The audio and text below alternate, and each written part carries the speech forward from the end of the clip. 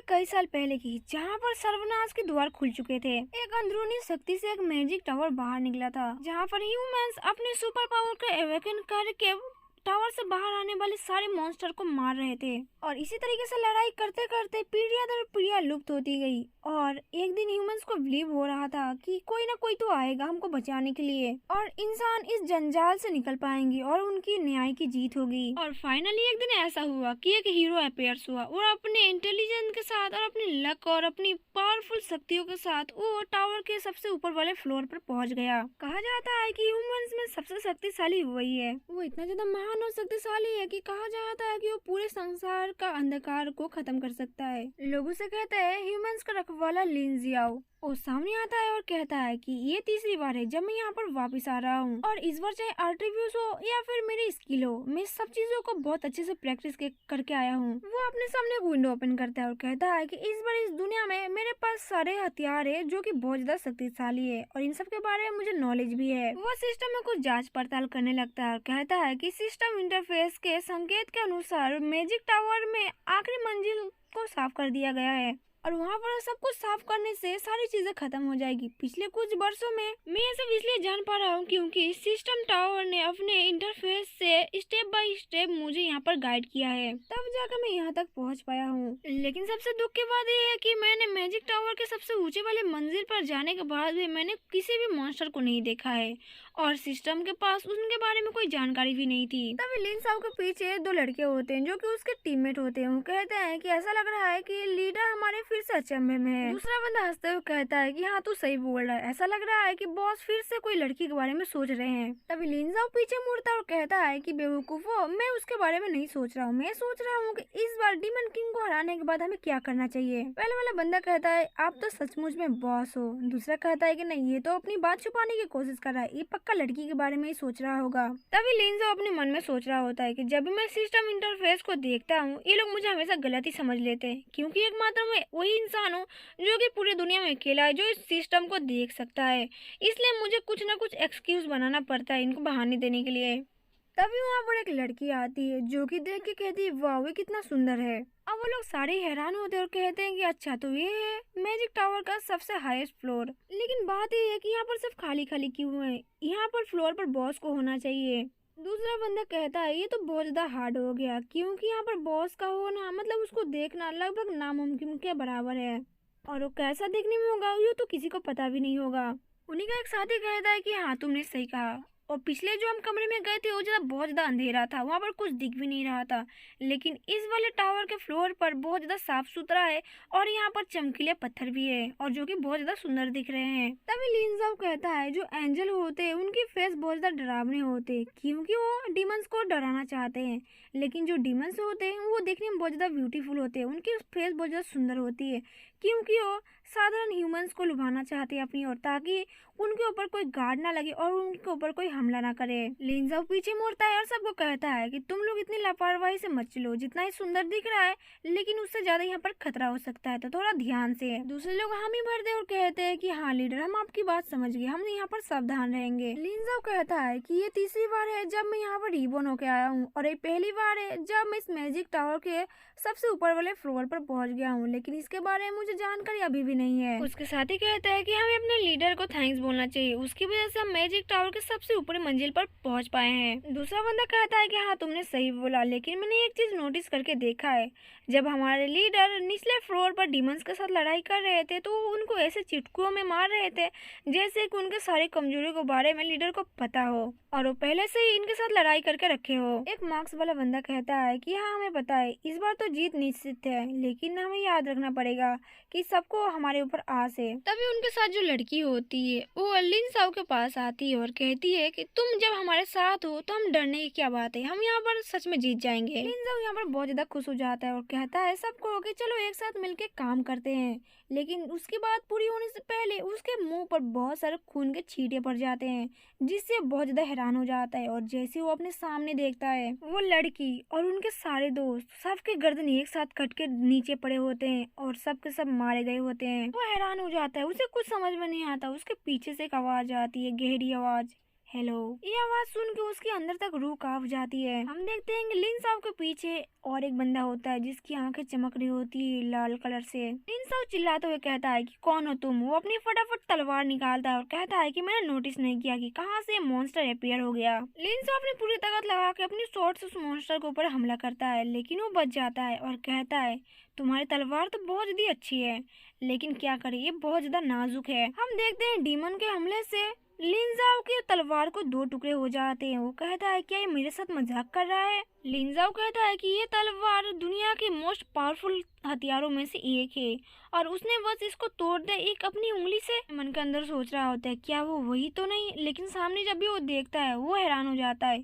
पीछे से उसकी आवाज आती है उस डीमन की। वो कहता है कि तुम देख कहाँ रहे हो, लेकिन जैसे लिन जाओ पीछे मुड़ता है वो डीमन फिर से गायब हो चुका होता है। लिंजाओ की आंखें बहुत बड़ी बड़ी हो चुकी होती है। उसको समझ में नहीं आता कि यहाँ पर चल क्या रहा है। डीमन की मैजिक ऑरा भी इतनी ज्यादा खतरनाक थी कि लिंजाओ बहुत दूर जाके गिरता है। वो दीवार के साथ जाकर टकरा जाता है। उसके बॉडी से खून बाहर आने लगती है। वो कहता है कि तुम कौन हो। वो बंदा जिसकी आंखें रेड कलर से चमक रही होती है वो कहता है कि मैं हूँ डीमन किंग। लिंजाओ यहाँ पर बहुत ज्यादा परेशान होता है उसके फॉर्म को देखकर। वो कहता है कि एक डीमन किंग इंसानी रूप में कैसे हो सकता है। डीमन किंग कहता है कि मैं ह्यूमंस का डर का प्रतीक हूँ। यहाँ पर जितने सारे लोग रहते हैं उनकी नेगेटिव एनर्जी से मैं पैदा हुआ हूँ, इसलिए मुझे ये ह्यूमन फॉर्म मिली है। लिंजाओ की नजर उसकी एचपी पर जाती है। वो कहता है क्या एक एचपी भी कम नहीं हुआ, एक सिंगल एचपी भी। मैंने अपनी पूरी ताकत के साथ उसके ऊपर हमला किया था, लेकिन एक सिंगल ड्रॉप भी उसका खून कम नहीं हुआ। ये कैसे हो सकता है? क्या ये ब्लड लॉक है और क्या ये परमानेंट है? मुझे तो कुछ भी समझ में नहीं आ रहा। क्या ये कोई मैजिक स्पेल है? अरे जो सिंबल दिखा रहा है इन्फिनिटी का, क्या इसका मतलब है कि ये अनंत है? तो इसका मैं क्या मतलब समझूं? जो डीमन है वो क्या अमर है? हम देखते हैं कि डीमन किंग अपना रूप चेंज करने लगता है और उसके सिस्टम पर एक अपडेट आता है। यहाँ पर लिंजाओ कहता है कि मेरे सिस्टम ने आज तक मुझे कभी भी इस तरह से वार्निंग नहीं दी है।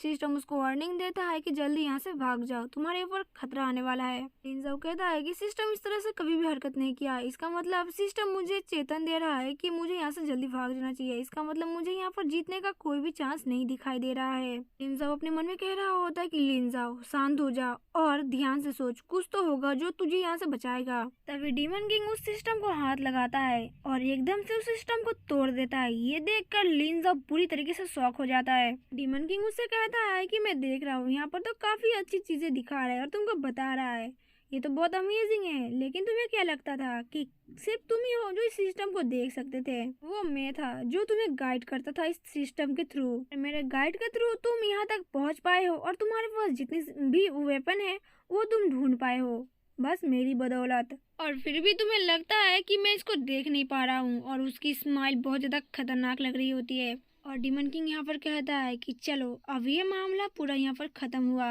लिंजाओ यहाँ पर बुरी तरीके से शॉक होता है। वो अपनी आवाज में लड़खड़ाते हुए कहता है कि क्या तुम यहाँ पर सच में मेरे सिस्टम को देख सकते हो? डीमन किंग कहता है कि मैं इसको पूरी तरीके से नहीं देख सकता, लेकिन इसका मतलब ये नहीं है कि मैं तुम्हें ट्रस्ट भी नहीं कर सकता। मैं तुम्हें यहाँ पर मसल के रख दूंगा। मैं ऐसा इसलिए कर पा रहा हूँ क्योंकि मैं अजय हूँ, मुझे कोई भी नहीं मार सकता, समझे? लिंजाओ कहता है कि मुझ में अब जरा से भी हिम्मत नहीं बची है कि मैं इसके साथ लड़ाई करूँ। मैं यहाँ पर मर रहा हूँ, लेकिन अब मैं यहाँ पर कुछ भी नहीं कर सकता। हालांकि मैं यहाँ पर पहली बार नहीं मर रहा हूँ, लेकिन इस बार मुझे बहुत ज्यादा डर लग रहा है दूसरी बारों से। वो कहता है कि अब तक मैं डीमन किंग को हराने का कोई भी रास्ता नहीं सोच सका, लेकिन मैं गिव अप बिल्कुल भी नहीं करने वाला। चाहे मैं कितनी बार भी मरूं, मैं फिर से वापस आऊंगा। लिंजाओ मरते मरते कहता है कि नहीं, मैं हार नहीं मान सकता। भले ही मैं इस बार मर जाऊं और पछताऊं, मुझे बस कड़ी मेहनत करनी पड़ेगी। जीतने के लिए हमेशा एक रास्ता होता है, मुझे बस उस रास्ते को ढूंढना होगा। ह्यूमंस को जीतने के लिए अभी भी एक आस बची है और मैं उस आस को तोड़ नहीं सकता। ये सब नहीं हो रहा है, लेकिन नेक्स्ट टाइम जरूर हमारी ही जीत होगी। अभी यहाँ पर लिंजाओ बहुत ज्यादा हैरान हो जाता है क्योंकि उसकी बॉडी अपने आप हीलिंग हो रही होती है। लिंजाओ डीमन किंग से पूछता है, तुम मुझे हीलिंग क्यों कर रहे हो? तुम मुझे बचा क्यों रहे हो? वो अपने मन में सोच रहा होता है कि मुझे बहुत ज्यादा गर्मी लग रही है, लगता है कि ये बहुत ज्यादा हाई पावर की हीलिंग स्किल है और ये बहुत ज्यादा मुझे एनर्जी दे रही है। मेरी बॉडी के अंदर ये चीजें फ्लो हो रही है, मुझे महसूस हो रहा है। लिंजाओ फिर से डीमन किंग से पूछता है, तुम मुझे हीलिंग क्यों कर रहे हो, बताओगे जरा मुझे? यहाँ पर डीमन किंग उससे बहुत ज्यादा गहरी आवाज में कहता है कि तुम एक रेग्रेसर है ना, यानी कि तुम बार बार रिबॉर्न हो सकते हो। अब डीमन किंग की मुंह से ये बात सुनकर लिन जाओ बहुत ज्यादा हैरान हो जाता है। डीमन किंग लिन जाओ से कहता है कि जब तुम मैजिक टावर के निचले फ्लोर पर डीमंस के साथ लड़ाई कर रहे थे, तो तुम्हारी लड़ाई को देख के ऐसा लग रहा था कि जैसे कि तुम उनकी कमजोरियों के बारे में जानते हो, या फिर मैं यूं कहूँ कि तुम उनको देखकर अपनी स्किल से पता लगा सकते हो कि उनके अंदर कौन सी कमजोरियां है और कौन सी पावर है। ऐसा लगता है कि तुम्हारे पास ये पावर है कि तुम अनुमान लगा सकते हो कि कौन कितना ज्यादा पावरफुल है। लेकिन अगर तुम में ऐसे ही सच में पावर है, तो जब तुमने मुझे देखा होगा तब तुम्हें आश्चर्य बिल्कुल भी नहीं होना चाहिए था, और ना ही तुम्हें हैरान परेशान दिखना चाहिए था। तो मैं सही हूँ, है ना? तुम मुझे देखकर बिल्कुल भी हैरान नहीं हुए हो, या फिर तुम यहाँ पर बार बार रिबॉर्न हो रहे हो? एक बार, 2 बार, 3 बार, कितनी बार रिबॉर्न हुए हो बताना जरा मुझे। तो इसका मतलब यह हुआ कि अगर मैं तुम्हें यहाँ पर अभी मार दूँ तो तुम फिर से समय से पीछे चले जाओगे और तुम फिर से लौट के आओगी और फिर से ये सब शुरू करोगे। तुम बार बार एक ही लूप में वापस आ रहे हो, फिर से मर जा रहे हो, फिर से वापस आ रहे हो। अगर ऐसा ही चलता रहा तो एक ऐसा बार होगा कि तुम इस लूप में फंस कर एक बार न एक बार कभी न कभी मुझे मार ही डालोगे। और तुम्हारे हाव भाव को देख कर ऐसा ही लग रहा है कि तुम्हें अगर मौका मिलेगा तो तुम मुझे जान से मार डालोगे। और फिर वो जोर जोर से हंसने लगता है और कहता है कि लेकिन ऐसा मैं बिल्कुल होने नहीं दूंगा, तो अब इसलिए मैं तुम्हें मरने नहीं दे सकता। देन फिर वो अपनी चुटकी बजाता है और जैसे वो अपनी चुटकी बजाता है, लिन जाओ की पूरी बॉडी हील होने लगती है और लिन जाओ की जो कवच थी वो भी टूटने लगती है। यहाँ पर डीमन किंग कहता है कि तुम्हारी कवच जो है वो दुनिया की सबसे बेस्ट कवच है, लेकिन इसके अलावा मेरे अलावा इसको कोई नहीं तोड़ सकता। डीमन किंग लिन जाओ से कहता है कि तुम्हारे पास तो एक अच्छा खासा मौका था और तुम्हारे पास एक ऐसा लूप था जिसे तुम बार बार मर के भी वापिस आ सकते थे, लेकिन अब ऐसा हो नहीं सकता। डीमन किंग लिन जाओ को यहाँ पर बताता है कि मेरी हीलिंग पावर इतनी ज्यादा शक्तिशाली है कि तुम्हें हमेशा के लिए हील कर देंगी और अब तुम कभी भी मर नहीं सकते और ना ही तुम यहाँ से भाग सकते हो। और तुम्हारी जो कवच है वो तुम्हारे लिए एक जेल बन चुकी है और उसके थ्रू अब तुम कभी भी नहीं भाग सकती यहाँ पर, कभी भी नहीं। तुम यहाँ पर हमेशा के लिए फंस चुके हो, ना ही तुम जिंदा हो सकते हो और ना ही तुम मर सकते हो। हम देखते हैं कि लिन जाओ की पूरी बॉडी में एक पर्पल कलर की ऑरे भर जाती है और उसकी बॉडी में पूरी पोर्शन में हीलिंग भर चुकी होती है। वो जोर से चिल्लाते हुए डीमन किंग को कहता है कि क्यों,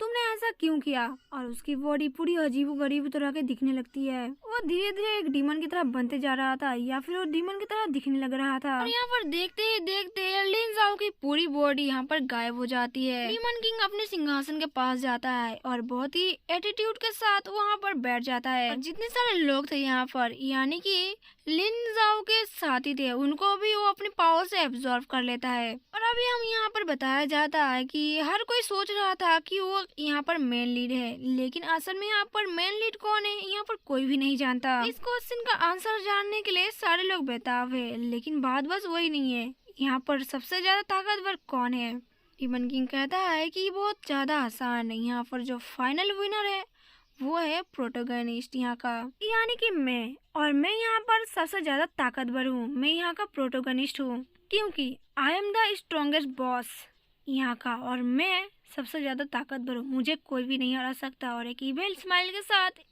यहाँ पर एपिसोड नंबर 1 खत्म होता है।